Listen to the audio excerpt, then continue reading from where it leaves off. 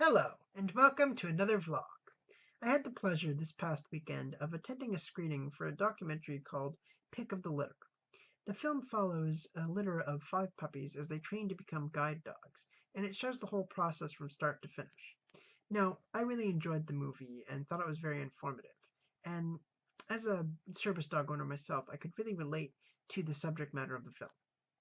Anyway, this week's theme is Braille. But before we begin, I'd like to just give a quick PSA. I was recently informed by a friend of mine that I've been using the wrong vocabulary to describe members of the blind community. I've been saying blind and visually impaired when I should have been saying blind and low vision. So I apologize if I've offended anyone, but I assure you I will be updating my vocabulary. And the reason I bring that up is because I take vocabulary very seriously.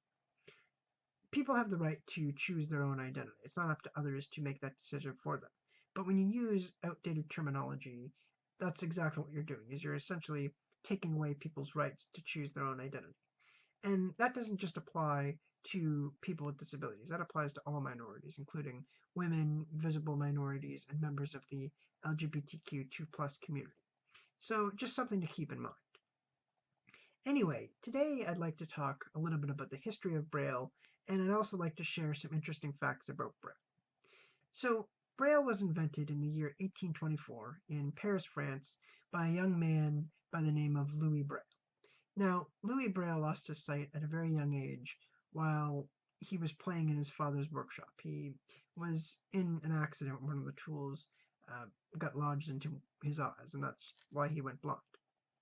Anyway, he attended a school called the National Institute for Blind Youth in Paris, France, and he was a very avid reader. So because of that, Braille knew firsthand that the existing raised letter alphabet did not adequately meet the needs of people who are blind or low vision. So he took it upon himself to create a new system that would be better and would be more efficient. Now, Braille was specifically inspired by something called night writing. This was a special code proposed by a French officer named Charles Barbier, which was intended to send covert messages, covert military messages. Now, the system was never actually adopted by the French military, but Braille took it and modified it in such a way that it could be used by the blind community and would adequately meet their needs. And that's what eventually developed into what is modern day Braille. So Braille is a very important system. It's used by millions of blind individuals all around the world each and every day. And it's a pretty well known system, even for people who are outside of the blind or low vision community. So now I just want to talk briefly about some interesting facts about Braille. So fact number one, which I think is the most important, is that not everyone who's blind or low vision knows how to read Braille. Now, there might be a number of reasons for this. It could be because they were never taught, or perhaps they were unable to learn, or maybe they just chose not to learn. In a lot of ways, that is a personal choice. And although Braille can be a very useful system that can make the lives of people who are blind or low vision much easier, it's not required. There are many people out there who are blind or low vision who do not know how to read Braille, and they can function just fine.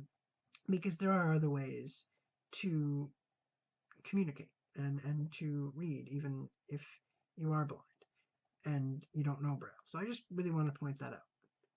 Fact number two, there's another version of Braille called contracted Braille. Now, contracted Braille is essentially the Braille equivalent of shorthand or abbreviations.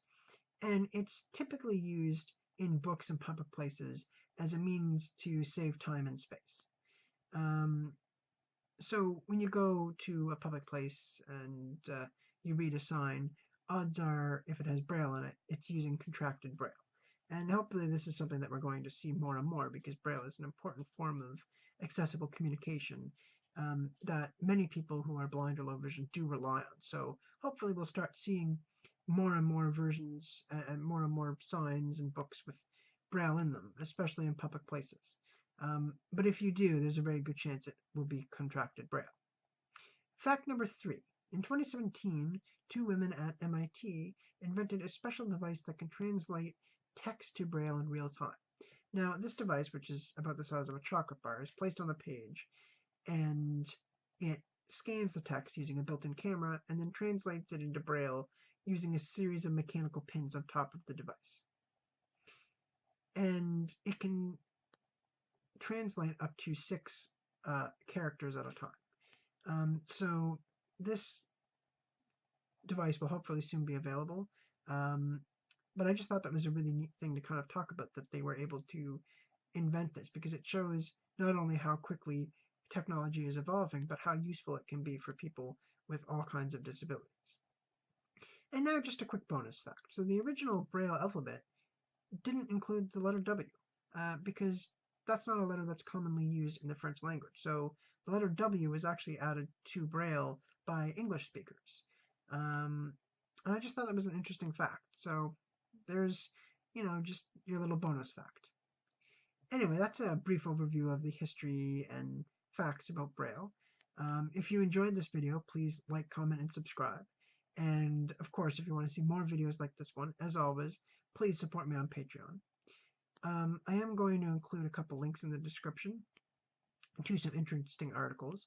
And on Thursday, I will be releasing a video in which I talk more about what Braille is, so how it works and why it's important. So subscribe if you want to see that video. Anyway, thanks for watching, and see you next week.